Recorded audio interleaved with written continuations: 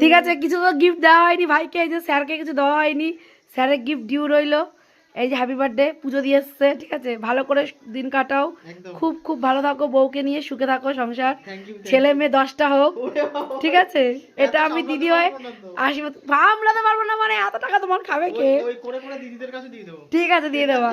তো এই যে আমাদের স্যার, ঠিক আছে, স্যারের আজকে বার্থডে, তোমরা সবাই স্যারকে উইশ করে দাও, স্যারকে তো অনেকেই চেনো, স্যার যেন অনেক অনেক বড় একটা মানুষ হয়, আর স্যার সত্যি বড় মানুষ, বড় মানে হ্যাঁ মানে ভালো জিনিস, আশীর্বাদ সবথেকে বড়, সেটাই, যাতে ভালো মানুষ হতে পারে, সেটাই, এটাই সব থেকে আশা। ঠিক আছে, তো চলো। সঞ্চিতা রান্নায় সবার লোক এসে গেছে, সঞ্চিতা মাছ ভাজা করছে, এরকম মাছ, এদিকে ভাত, আর সঞ্চিতার ফোন এসে গেছে, এরকম। আর আজকে কি দুঃখ, ফাসিলকে দেখতে যেতে পারলাম না। আমার কোনো ইন্টারেস্ট নেই, আমার খুব ইন্টারেস্ট লাইফে, নিজের লাইফ আর ফোকাস। এখন আমার খুব ইন্টারেস্ট।